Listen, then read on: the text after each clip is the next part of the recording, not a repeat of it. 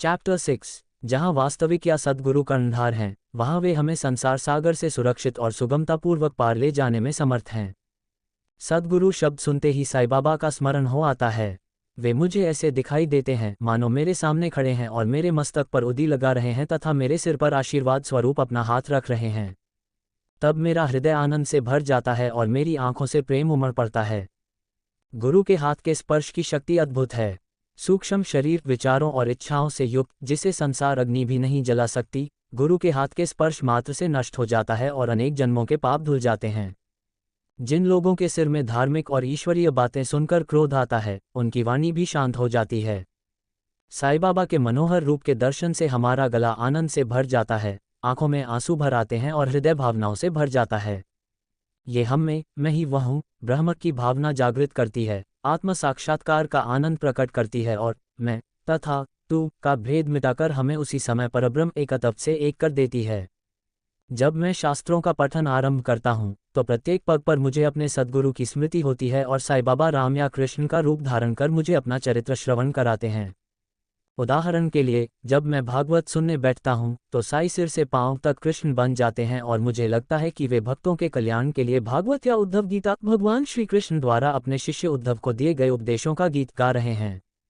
जब मैं वार्तालाप आरंभ करता हूँ, तो मुझे तुरंत साईं की कहानियां स्मरण हो आती हैं, जो मुझे उपयुक्त उदाहरण देने में समर्थ बनाती हैं। जब मैं स्वयं कुछ लिखना आरंभ करता हूँ, तो मैं कुछ शब्द या वाक्य नहीं लिख पाता, परंतु जब वे स्वयं मुझे लिखने के लिए कहते हैं, तो मैं लिखता ही जाता हूँ और उसका अंत ही नहीं होता। जब शिष्य का अहंकार उभरता है, तो वे उसे अपने हाथ से दबा देते हैं और उसे अपनी शक्ति देकर उसे अपना लक्ष्य प्राप्त करवा देते हैं और इस प्रकार उसे संतुष्ट और धन्य कर देते हैं। यदि कोई साईं को प्रणाम करता है और हृदय और आत्मा को उनके प्रति समर्पित कर देता है, तो बिना मांगे ही जीवन के सभी मुख्य लक्ष्य अर्थात धर्म, अर्थ, काम और मोक्ष आसानी से और बिना मांगे ही प्राप्त हो जाते हैं। कर्म, ज्ञान, योग और भक्ति, ये चार मार्ग हमें अलग अलग भगवान तक ले जाते हैं। इनमें से भक्ति का मार्ग कंटीला और गड्ढों और खायों से भरा है और इसलिए पार करना कठिन है, लेकिन यदि आप अपने सद्गुरु पर भरोसा करते हैं, गड्ढों और कांटों से बचते हैं और सीधे चलते हैं, तो यह आपको गंतव्य भगवान तक ले जाएगा। ऐसा निश्चित रूप से साईं बाबा कहते हैं। स्वयंभू ब्रह्मा, उसकी शक्ति माया द्वारा इस संसार तथा सृजित संसार का दर्शन कराने के पश्चात तथा ये बताते हुए कि ये तीनों ही अंततः एक ही हैं, लेखक भक्तों के कल्याण की गारंटी देते हुए साईं बाबा के वचन उद्धृत करता है, किसी भी भक्त के घर में अन्न तथा वस्त्र का कभी अभाव नहीं होगा। यह मेरा विशेष गुण है कि जो भक्त मेरा ध्यान करते हैं, उनका मैं सदैव कल्याण चाहता हूँ तथा उनकी सेवा करता हूँ। भगवान कृष्ण ने भी गीता में यही कहा है, अतः अन्न तथा वस्त्र के लिए अधिक प्रयत्न मत करो। यदि तुम्हें कुछ चाहिए तो भगवान से मांगो, सांसारिक मान सम्मान को त्याग दो, भगवान की कृपा तथा आशीर्वाद प्राप्त करने का प्रयत्न करो तथा उनके दरबार में सम्मानित हो। सांसारिक मान सम्मान से भ्रमित मत हो, भगवान के स्वरूप को मन में दृढ़तापूर्वक स्थापित करो। सभी इंद्रियां तथा मन सदैव भगवान की पूजा में लगे रहें, अन्य किसी वस्तु की ओर आकर्षण न हो। मन को भगवान में ही स्थिर करो, मुझे सदैव स्मरण करते हुए, ताकि वह शरीर, धन और घर की ओर अन्यत्र न भटके। तब वह शांत, शांतिपूर्ण और चिंता मुक्त हो जाएगा। यह मन का लक्षण है जो अच्छी संगति में लगा हुआ है। यदि मन भटक रहा है, तो उसे अच्छी तरह से एकाग्र नहीं कहा जा सकता। इन शब्दों को उद्धृत करने के बाद लेखक शिरडी में रामनवमी उत्सव की कहानी बताते हैं। चूंकि रामनवमी शिरडी में मनाया जाने वाला सबसे बड़ा त्योहार है, इसलिए 1925 की साईं लीला पत्रिका पृष्ठ 197 में प्रकाशित एक अन्य पूर्ण विवरण का भी उल्लेख किया गया है और इन दोनों विवरणों में वर्णित त्योहार का सारांश यहाँ प्रस्तुत किया गया है। श्री गोपालराव गुंडकोपर गांव में एक सकिल इंस्पेक्टर थे। वे बाबा के बहुत बड़े भक्त थे। उनकी 3 पत्नियां थीं, परंतु कोई संतान नहीं थी। साईं बाबा के आशीर्वाद से उन्हें एक पुत्र का जन्म हुआ। इस अवसर पर उन्हें जो आनंद हुआ, उससे प्रभावित होकर सन 1897 में उनके मन में एक मेला या उरूस मनाने का विचार आया और उन्होंने इस विचार को शिरडी के अन्य भक्तों अर्थात तात्या पाटिल, दादा कोते पाटिल और माधवराव देशपांडे क्षामा के समक्ष विचारार्थ रखा। उन सभी ने इस विचार को स्वीकार कर लिया और साईं बाबा की अनुमति और आशीर्वाद प्राप्त किया। तब उरूस मनाने के लिए कलेक्टर से अनुमति प्राप्त करने के लिए आवेदन किया गया, परंतु गांव के कुलकर्णी ने मेला आयोजित करने के विरुद्ध रिपोर्ट दी, अतः अनुमति अस्वीकार कर दी गई। परंतु साईं बाबा का आशीर्वाद होने के कारण उन्होंने पुनः प्रयास किया और अंततः कलेक्टर से अनुमति प्राप्त करने में सफल हुए। साईं बाबा से परामर्श करने के पश्चात रामनवमी के दिन उरूस का दिन निश्चित किया गया। ऐसा प्रतीत होता है कि इसके पीछे उनका कोई उद्देश्य था, अर्थात दो त्योहारों उरूस और रामनवमी का एकीकरण तथा दो समुदायों हिंदू और मुसलमान का एकीकरण। जैसा कि भविष्य की घटनाओं ने दर्शाया, यह उद्देश्य प्राप्त हुआ। यद्यपि अनुमति मिल गई, परंतु अन्य कठिनाइयां सामने आईं। शिरडी एक गांव था और वहां पानी का अभाव था। गांव में दो कुएं थे, जिनमें से एक का उपयोग होता था जो शीघ्र ही सूख जाता था और दूसरे का पानी खारा था। इस खारे पानी को साईं बाबा ने फूल डालकर मीठा कर दिया था। इस कुएं का पानी अपर्याप्त था, इसलिए तात्या पाटिल को काफी दूरी पर एक कुएं पर खाई चमड़े की बोरियां बनाकर उससे पानी लाने का प्रबंध करना पड़ा। फिर अस्थायी दुकानें बनानी पड़ीं और कुश्ती के मुकाबलों का आयोजन करना पड़ा। गोपालराव गुंड के अहमदनगर निवासी दामो अन्ना कासार नामक एक मित्र थे। वे भी संतान के मामले में इसी तरह दुखी थे, हालांकि उन्होंने दो पत्नियां ब्याही थीं। उन्हें भी साईं बाबा ने पुत्रों का आशीर्वाद दिया था और श्री गुंड ने अपने मित्र को मेले के जुलूस के लिए एक साधारण झंडा तैयार करने और भेजने के लिए राजी किया। वह श्री नाना साहेब निमोनकर को एक और कढ़ाई वाला झंडा बनाने के लिए राजी करने में भी सफल रहे। इन दोनों झंडों को पूरे गांव में जुलूस के रूप में ले जाया गया और अंत में मस्जिद के दोनों कोनों पर स्थापित किया गया, जिसे साईं बाबा द्वारकामाई के नाम से पुकारते हैं। यह अब भी किया जा रहा है। इस मेले में एक और जुलूस निकाला गया। चंदन जुलूस का विचार कोरहला के एक मुसलमान भक्त श्री अमीर शक्कर दलाल के मन में आया। ये जुलूस महान मुस्लिम संतों के सम्मान में निकाला जाता है। चंदन यानी चंदन का लेप और उसके टुकड़े थाली में डाले जाते हैं और धूप बत्ती जलाकर बैंड बाजों के साथ पूरे गांव में जुलूस निकाला जाता है और फिर मस्जिद में वापस आकर थाली की सामग्री को अपने हाथों से मस्जिद के मिंबर और दीवारों पर फेंका जाता है। इस काम को पहले 3 साल तक श्री अमीर शक्कर ने संभाला और फिर उसके बाद उनकी पत्नी ने। इस तरह एक ही दिन दो जुलूस साथ साथ निकले, हिंदुओं द्वारा झंडे और मुसलमानों द्वारा चंदन का जुलूस, और आज भी बिना किसी बाधा के चल रहे हैं। व्यवस्था ये दिन साईं बाबा के भक्तों के लिए बहुत प्रिय और पवित्र था। उनमें से अधिकांश इस अवसर पर उपस्थित हुए और मेले के प्रबंध में अग्रणी भूमिका निभाई। तात्या कोते पाटिल ने बाह्य कार्य की देखभाल की, जबकि आंतरिक प्रबंध का कार्य पुनर्तः बाबा की एक भक्त राधाकृष्ण माई को सौंपा गया था। इस अवसर पर उनके निवास पर अतिथियों की भीड़ लगी रहती थी और उन्हें उनकी आवश्यकताओं का ध्यान रखना पड़ता था तथा मेले की सभी सामग्री की व्यवस्था भी करनी पड़ती थी। एक अन्य कार्य जो उन्होंने स्वेच्छा से किया वह था संपूर्ण मस्जिद की धुलाई, सफाई तथा लीपापोती करना। इसकी दीवारें और फर्श साईं बाबा की निरंतर प्रज्वलित रहने वाली धूनी के कारण काले पड़ गए थे तथा कालिक से भर गए थे। ये कार्य वे रात्रि में करती थीं, जब साईं बाबा हर दूसरे दिन चावड़ी में शयन करने चले जाते थे। उन्हें धूनी सहित सभी वस्तुएं बाहर निकालनी पड़ती थीं और अच्छी तरह सफाई तथा लीपापोती करने के पश्चात उन्हें पहले की भांति पुनः स्थापित करना पड़ता था। गरीबों को भोजन कराना, जो साईं बाबा को अत्यंत प्रिय था, इस मेले का एक प्रमुख कार्य था। इस प्रयोजन के लिए राधा कृष्ण माई के निवास में बड़े पैमाने पर भोजन पकाने और विभिन्न प्रकार के मीठे व्यंजन तैयार करने का कार्य किया गया था और विभिन्न धनी और संपन्न भक्तों ने इस कार्य में अग्रणी भूमिका निभाई थी। उरूस का रामनवमी महोत्सव में परिवर्तन इस प्रकार से चीजें चल रही थीं और मेले का महत्व धीरे धीरे बढ़ता जा रहा था, जब तक कि 1912 में एक परिवर्तन नहीं हुआ। उस वर्ष एक भक्त श्री कृष्णाराव जागेश्वर भीष्म साईं सगुणोपासना पुस्तिका के लेखक अमरावती के दादा साहेब खापर्दे के साथ मेले के लिए आए थे और पिछले दिन दीक्षित वाड़े में ठहरे थे। जब वे बरामदे में लेटे थे और श्री लक्ष्मणराव उर्फ काका महाजनी पूजा सामग्री लेकर मस्जिद जा रहे थे, तो उनके मन में एक नया विचार आया और उन्होंने उनसे इस प्रकार कहा, इस तथ्य में कुछ दैवीय व्यवस्था है कि रामनवमी के दिन शिरडी में उरूस या मेला मनाया जाता है। ये दिन सभी हिंदुओं को बहुत प्रिय है, तो फिर क्यों न रामनवमी महोत्सव की शुरुआत की जाए, भगवान राम के जन्मोत्सव का उत्सव। इस दिन श्री राम का यहाँ जन्मोत्सव क्यों मनाया जा रहा है। काका महाजनी को यह विचार अच्छा लगा और उन्होंने इस विषय में बाबा की अनुमति लेने की व्यवस्था की। मुख्य कठिनाई ये थी कि हरिदास को कैसे नियुक्त किया जाए, जो इस अवसर पर कीर्तन करे और प्रभु की महिमा का गान करे। परंतु भीष्म ने ये कहकर समस्या का समाधान कर दिया कि उनका राम आख्यान रामजन्म पर आधारित रचना तैयार है और वे स्वयं कीर्तन करेंगे, जबकि काका महाजनी हारमोनियम बजाएंगे।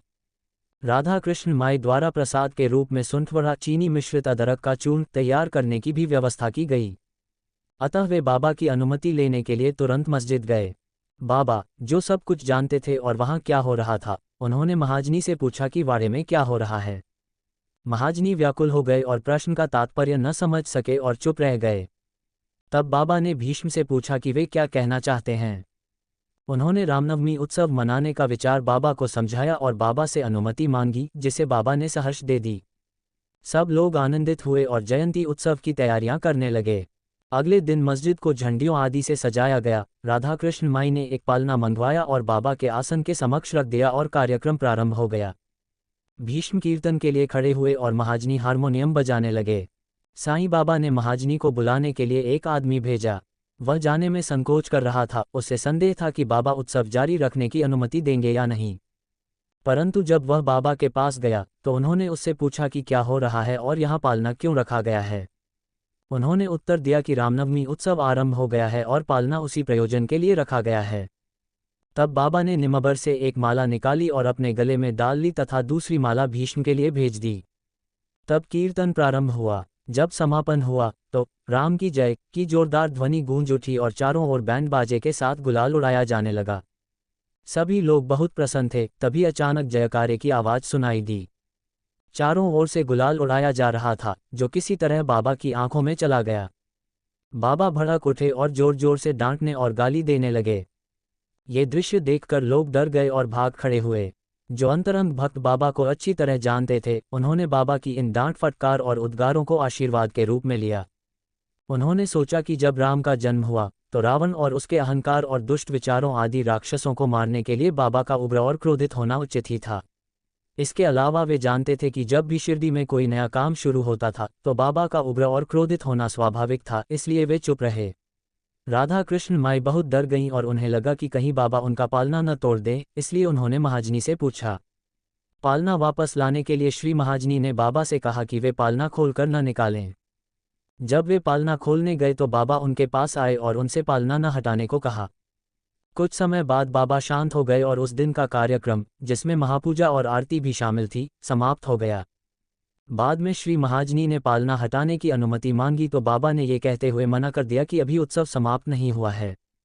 अगले दिन एक और कीर्तन और गोपाल काला समारोह। एक मिट्टी के बर्तन में दही के साथ भुने हुए चावल लटकाए जाते हैं, केवल कीर्तन के बाद तोड़े जाते हैं और सामग्री सभी को वितरित की जाती है, जैसा कि भगवान कृष्ण ने अपने ग्वाल बालों दोस्तों के बीच किया गया। और फिर बाबा ने पालना हटाने की अनुमति दी।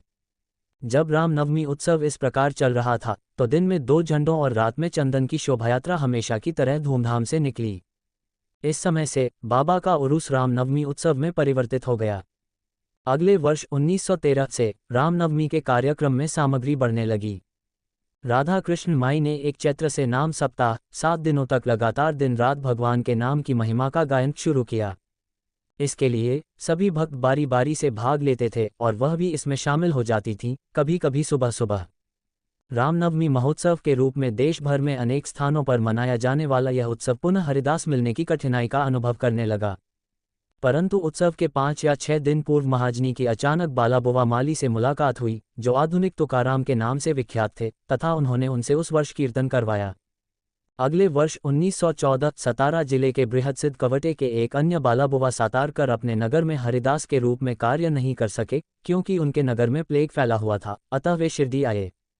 बाबा की अनुमति से, जो काका साहेब दीक्षित के माध्यम से प्राप्त हुई थी, उन्होंने कीर्तन किया तथा उन्हें अपने परिश्रम का पर्याप्त पारिश्रमिक भी मिला। प्रत्येक वर्ष एक नया हरिदास मिलने की कठिनाई का अंततः 1914 से समाधान हो गया, क्योंकि उन्होंने ये कार्य स्थायी रूप से दासगणु महाराज को सौंप दिया, तथा तब से वे अब तक सफलतापूर्वक तथा सम्मानपूर्वक इस उत्सव का संचालन कर रहे हैं। 1912 से यह उत्सव वर्ष दर वर्ष क्रमशः बढ़ने लगा। चैत्र की 8वीं से 12वीं तक शिरडी में मनुष्यों का छत्ता सा लग गया। दुकानें बढ़ने लगीं, नामी पहलवान कुश्ती में भाग लेने लगे, गरीबों को भोजन कराने का काम भी बड़े पैमाने पर होने लगा। राधा कृष्ण माई के कठोर परिश्रम और सच्चे प्रयासों ने शिरडी को एक संस्थान राज्य में बदल दिया। साज सज्जा में वृद्धि हुई। एक सुंदर घोड़ा, एक पालकी, रथ और बहुत सी चांदी की चीजें, बर्तन, बाल्टियां, चित्र, दर्पण आदि भेंट किए गए। जुलूस के लिए हाथी भी भेजे गए। यद्यपि यह सब साज सज्जा बहुत बढ़ गई, फिर भी साईं बाबा ने इन सब बातों की उपेक्षा की और अपनी सादगी पहले की तरह बनाए रखी। ये ध्यान देने योग्य बात है कि दोनों जुलूसों में हिंदू और मुसलमान दोनों एक साथ काम करते रहे हैं और पूरे उत्सव के दौरान उनके बीच अभी तक कोई भी बाधा या झगड़ा नहीं हुआ है। पहले लगभग 5,000 से 7,000 लोग एकत्र होते थे, लेकिन कुछ वर्षों में ये संख्या 75,000 तक पहुंच गई। फिर भी इतने वर्षों में किसी महामारी या दंगे का नामो निशान तक नहीं फैला। गोपाल गुंड के मन में एक और महत्वपूर्ण विचार आया। जिस प्रकार उन्होंने उरूस या मेले का आरंभ किया था, उसी प्रकार उन्होंने सोचा कि मस्जिद को भी व्यवस्थित करना चाहिए। अतः मरम्मत के लिए उन्होंने पत्थर एकत्रित किए और उन्हें पक्का करवाया। परंतु ये कार्य उन्हें नहीं सौंपा गया। ये कार्य नाना साहेब चांदोरकर के लिए तथा फर्श का कार्य काका साहेब दीक्षित के लिए सुरक्षित था। पहले तो बाबा ने ये कार्य करवाने की अनुमति नहीं दी, परंतु बाबा के एक स्थानीय भक्त महलसापति के हस्तक्षेप से उनकी अनुमति प्राप्त हो गई। जब मस्जिद में फर्श का कार्य एक ही रात में पूरा हो गया, तब बाबा ने उस समय तक उपयोग में आने वाले टाट के टुकड़े को हटाकर एक छोटी सी गादी पर अपना आसन ग्रहण किया। सन 1911 में सभा मंडप भी बड़े परिश्रम और प्रयास से तैयार किया गया। मस्जिद के सामने का खुला स्थान बहुत छोटा और असुविधाजनक था। काका साहेब दीक्षित उसे बढ़ाकर उस पर छत बनवाना चाहते थे। बहुत अधिक व्यय करके उन्होंने लोहे के खंभे और लट्ठे मंगवाए और कार्य प्रारंभ किया। रात्रि में सभी भक्तों ने परिश्रम करके खंभे स्थापित कर दिए, परंतु दूसरे दिन प्रातःकाल जब बाबा चावड़ी से लौटे तो उन्होंने सभी खंभे उखाड़कर फेंक दिए। एक बार ऐसा हुआ कि बाबा बहुत उत्तेजित हो गए और एक हाथ से उन्होंने एक खंभा पकड़ लिया और उसे हिलाकर उखाड़ने लगे, तथा दूसरे हाथ से उन्होंने तात्या पाटिल की गर्दन पकड़ ली। उन्होंने बलपूर्वक तात्या का फेटा छीन लिया, माचिस जलाई, उसमें आग लगाई और उसे एक गड्ढे में फेंक दिया। उस समय बाबा की आंखें जलते हुए अंगारों के समान चमक रही थी। किसी को भी उनकी ओर देखने का साहस नहीं हुआ। सभी लोग भयभीत हो गए। बाबा ने अपनी जेब से 1 रुपया निकाला और उसे वहां फेंक दिया, मानो वह किसी शुभ अवसर पर दिया गया चढ़ावा हो। तात्या भी बहुत भयभीत हो गए। कोई नहीं जानता था कि तात्या का क्या होगा और किसी को भी हस्तक्षेप करने का साहस नहीं हुआ। बाबा के कोड़ी भक्त भागजी शिंदे ने साहस करके थोड़ा आगे बढ़ने का प्रयास किया, परंतु बाबा ने उन्हें धक्का देकर बाहर कर दिया। माधवराव के साथ भी ऐसा ही व्यवहार किया गया, उन पर ईंटों से हमला किया गया। इसी प्रकार जो लोग बीच बचाव करने गए, उनके साथ भी ऐसा ही किया गया। लेकिन कुछ समय बाद बाबा का क्रोध शांत हो गया। उन्होंने एक दुकानदार को बुलाया, उससे एक कढ़ाईदार फेटा लिया और स्वयं उसे तात्या के सिर पर बांध दिया, जैसे कि उन्हें कोई विशेष सम्मान दिया जा रहा हो। बाबा के इस विचित्र व्यवहार को देखकर सभी लोग आश्चर्यचकित हो गए। वे ये समझने में असमर्थ थे कि आखिर किस बात ने बाबा को अचानक क्रोधित कर दिया और किस कारण से उन्होंने तात्या पाटिल पर हमला कर दिया और अगले ही क्षण उनका क्रोध शांत क्यों हो गया। बाबा कभी कभी बहुत शांत और चुप रहते थे और प्रेम से मीठी बातें करते थे, लेकिन कुछ ही समय बाद बिना किसी बहाने के या बिना किसी बहाने के क्रोधित हो जाते थे। ऐसी कई घटनाएं बताई जा सकती हैं, लेकिन मैं नहीं जानता कि किसे चुनूं और किसे छोड़ दूं। इसलिए मैं उन्हें वैसे ही संदर्भित करता हूं जैसे वे मेरे मन में आती हैं। अगले अध्याय में ये प्रश्न उठाया जाएगा कि बाबा हिंदू थे या मुसलमान, और उनकी योगिक साधनाएं, शक्तियां और अन्य मामलों पर विचार किया जाएगा। श्री साईं बाबा को नमन। सभी को शांति मिले।